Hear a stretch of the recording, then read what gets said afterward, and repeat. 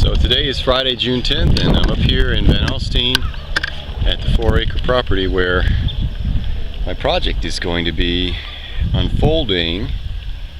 This property has a mobile home here in the front, which my wife thinks we should just demolish.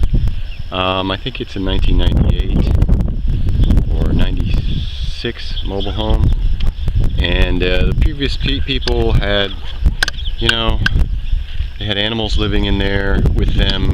They didn't clean it too well, and frankly it's kind of unsanitary inside, but it's in good shape structurally, and the floors are all hard and straight and flat, and I'm not sure what I want to do with it yet. This is the project that I do want to do. Here towards the back, and right about where that barn is where the back half of the property starts, is a little red barn, a 2-story barn.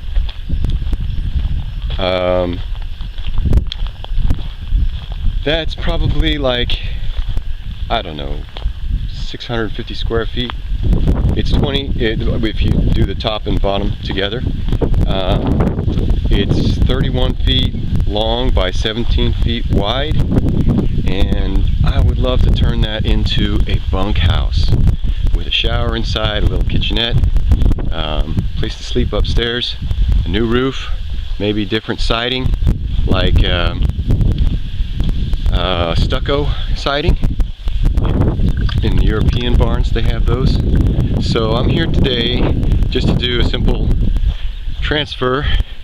I am using the Home Depot truck to unload some things that have been sitting around at our house in McKinney. Take them all off there, store them up here in Van Alstyne, and then get rid of this last pile of trash from the previous inhabitants. I've already removed maybe 3 times as much as that, and it was all over this whole property. It was under the trees, it was in different piles in different places, and just sitting around. So it's going to be great to remove this, because once that's gone, this area here is just very great for throwing up a tent and camping, whereas right now it's kind of right in the middle of where you want to put your tent. So this is going to be a lot of fun. I'm really looking forward to this project. I've done lots of home improvement projects that were out of necessity to have a comfortable and healthy home for my family, and they were always done kind of under a lot of duress, needing a place to be improved because it was making people feel bad. Whereas this project here is more like, I have a little vision and I can slowly try to create that to happen the way I want and without a lot of stress. So I want to have fun with this. I'm hoping it's going to be a really fun project. Take this barn, turn it into a bunkhouse. We go inside and we'll see that it was used for storage, and you can judge from the spots on the floor that most likely they worked on their motorcycles. I know that the back half of the property had been used for mud racing on 4-wheelers. They had some jumps set up, and they have a track with some deep grooves in the earth. I'm going to probably be changing that, filling in the grooves. I may have some trails and paths in the back that lead to campsites, but that won't be happening anymore at this property in terms of mud running. It is situated, the property is situated, and here's a cool overhead picture of the property. The property is situated on a, this is one of the things when I saw it, when I looked at it with a realtor, I was just like, that is so cool. And it really gave me an idea of what the place was. But okay, behind it, in this picture it looks like it's the north, but really that's the east. The left side of the picture is the north property line. The back side of the top of the picture is the east property line. That's a cornfield, and it's all full of corn now. And on the left side there's a guy who keeps horses. On the right side there's a he's kind of on the left side he's kind of amateur horse enthusiast, and then on the right side there's a working farm with a couple donkeys and a cow. So the place is situated in a pretty flat plain, and Texas goes through very rainy years here in North Texas, and then can have very dry years as well. The weather's kind of going nutso lately. We had a lot of flooding here during the last year, so there will have to be something done to deal with this flooding. Like the road into the back section, you could definitely see it now. It was so muddy and washed out. You see all these patches of dirt are just where it was completely washed out. Just was mud. So naturally the land wants there to be a creek here, but if I'm thinking about putting a berm here, and I may alter the course of the road so that instead of coming straight back, it's going to curve this way through there and go where the barn is currently. The barn is going to be picked up and moved that way, rotated slightly and moved back between some trees, and then right back there where there is the remains of someone's garden, I'm thinking of putting in a concrete foundation for a garage. Pretty simple garage, nothing special. Although I do like to have a nice floor on top of concrete, so it's going to be probably epoxied. Right in here, there will be a garage that sits this way, back there, and the barn will go back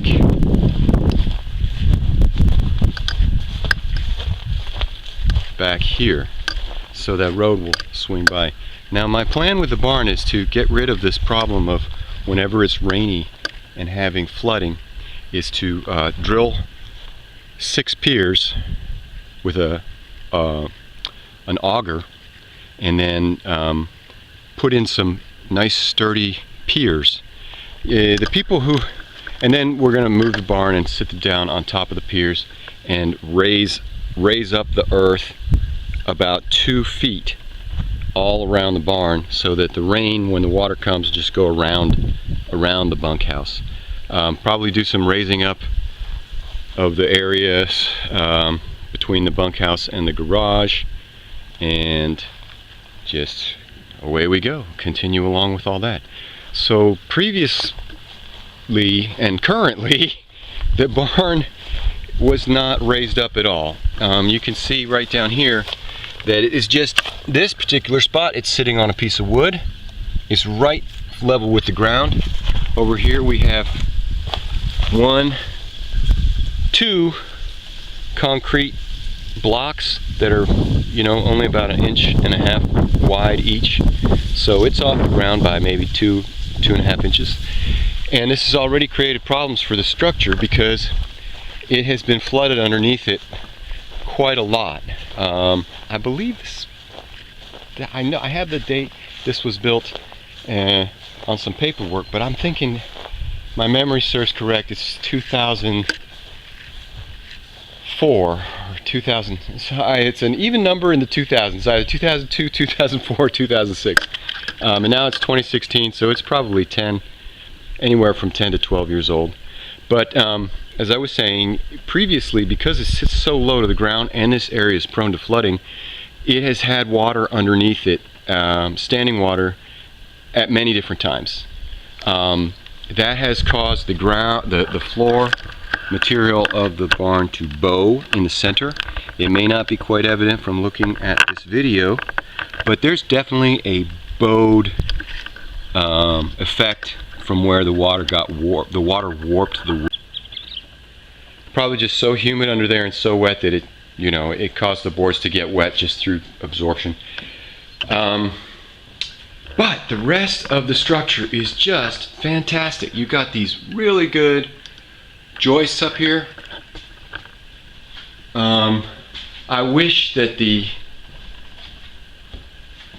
was a little thicker, because the studs that they used here on the bottom floor are pretty thin. They look like 2x4s, whereas I wish they were 2x6s, which they are on the top. So you can see in the top the spacing between the 2x6s is 2 feet, whereas the spacing on the bottom, because they use smaller studs, is tighter. It's probably 16-inch. Those are the two usual sizes that studs are placed, either 24-inch between the centers or 16 inches between the centers. I'm thinking this is 16 and that's 24. And I do wish that this was thicker, because I want to put some insulation in here, and you know, before I put drywall over it and all that. But neither here nor there, it's going to be fine. I have some ideas for the outer sheathing, and like I was saying in the beginning of the video, that I'd like to do a stucco exterior. Not sure if that'll happen, because I think that requires a lot of skill. So it's got a really strong roof. It's got great, very, very sturdy, big joists running across the roof between the attic, or the upstairs and the downstairs. Very, very strong. And I think it's just going to be a lot of fun to put in different windows, put in a different door, and just turn this place into a nice bunkhouse. Here we go.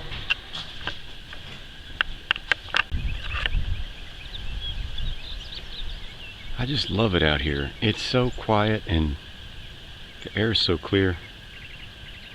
We do still have the white skies that we get these days, but it's just so clear and clean up here, and I love that. So there's where the trash was. Now it's all in the truck. Someday I might have my own truck, because there's been a lot of sweaty guys in that particular truck. Say no moa. Now the unloaded stuff is a water storage tank that a neighbor who moved away said, hey, if you want this, go ahead and grab it. He used it to drip irrigate a garden of his, and it worked really well for him in that capacity. So I was like, dang, I'll definitely take that. The concrete blocks, there are 18 of them. They're going to be 3 high on 6 points of the barn. Well, I am outside of the Custer Road transfer station here in Plano, Texas, and this is where any resident of Collin County has the right to bring up to 1 time per month a load of their trash and dump it. So what happens to trash that is on your land as time goes by? You have a pile of trash. What happens? It gets harder to remove. It starts to decompose. It starts to turn into debris. It'll get nasty slime growing on it. So just like in many other things in life, if you have a pile of trash on your land and you're thinking someday I want to get that gone, do it sooner rather than later. Just like so many things in life. Sooner rather than later. Get it over with. Throw that trash out and get yourself a nicer place.